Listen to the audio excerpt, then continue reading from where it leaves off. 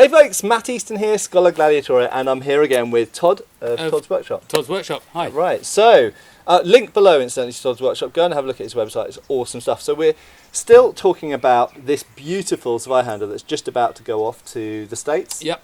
And how do you post something of this size instantly? Expensively. Although, so I've got to tell you this actually. Yeah. I went to a reenactment about 2 weeks ago, and I've got a bunch of friends there that I really wanted to show this to. Right. So I've got a big plywood box that I made for it for shipping. So I was in a bit of a hurry, so I slung the box in the back of my van, went to the reenactment. Hey guys, come and have a look at this. Opened the box and put the bloody sword in it. So it's like I revealed an empty box. And awesome. They all thought it was some weird joke, but no, it's just me being stupid. And that's got to be a big box because it's got to be that deep by that wide. It is a massive box, yeah. So it's not coffin shaped, is it? 'Cause it's not quite. That'd be quite good. I like that. No, it's just a big plywood box because I mean you can't ship that in cardboard. You know, yeah. Forget it. Absolutely. So it's actually quite apt that we talk about this being transported, because that's what we're going to talk about now. Is that I often talk about the fact that swords, in general, not this one, are sidearms. Okay, this is not a sidearm, and that's why this is kind of different to most other. I won't say all other swords, but most other swords.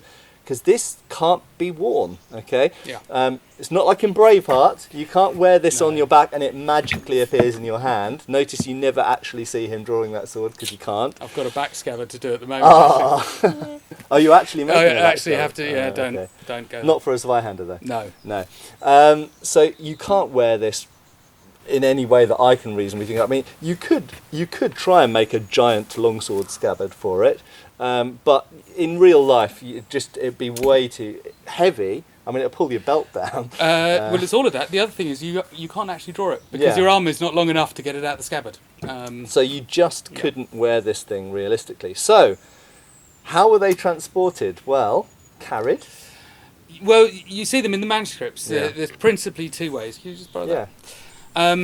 One is that they're slung on wagons, and so they're wrapped up in a bit of cloth, effectively, like pole arms or firearms or other things that be transported. Piled up on a wagon. Yeah. And the other one is you often see a line of soldiers. You know, they're always Landsknechte, always looking fabulous. Yeah. And they're just over the shoulders. And there's one of the Galaglass as well, an Irish Galaglass, which is shown carrying on the shoulder like that. So I think that probably just two-handed swords, if they were being carried by an individual, were carried like a pole arm. I can't see any other way really, because if you're doing it low, you're not going to have any friends. Oh, exactly. You're going to be poking people with it all the time, aren't you? Yeah. So I mean, in this case, what happened was Nick Miller, the ultimate customer for this, he wanted a scabbard.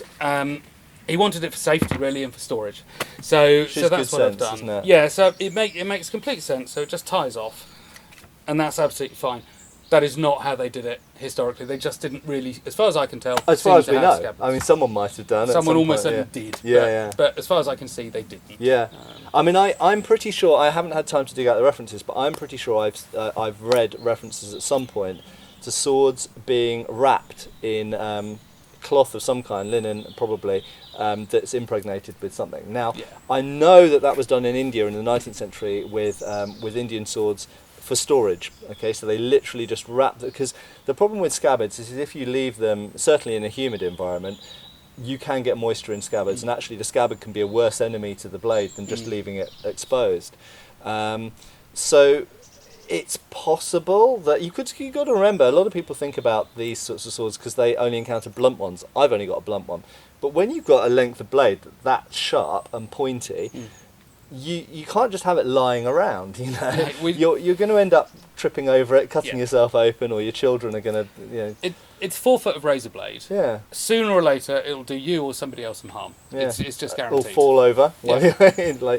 So yes, you've got to cover it somehow. So they must have had ways of storing these things safely and transporting them safely. Like you say, if they're on the wagons, but they're sharp. I mean, pole arms are a little bit different because you can stick all the pointy ends at one end, and the rest is just a load of wooden shafts. But these things don't have an awful lot of blunt, you know, the blunt bit shorter than the sharp bit. So they must have done something. They must have wrapped them or put them in some type of tube or something.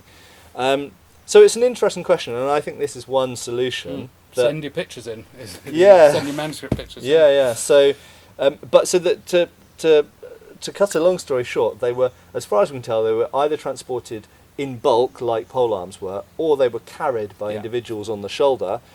How they were stored, we simply don't know. We can only guess, can't we? If you know of any references, any sources, either pictorial or written sources, of how these things were kept and stored, then share those with us. I mean, we know that there were armories. Graz in Vienna, for example, has dozens and dozens of these.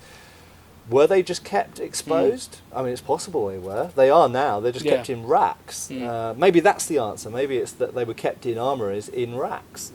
I think in armories probably it's on the march becomes more interesting. Is how they were dealt with. Yeah.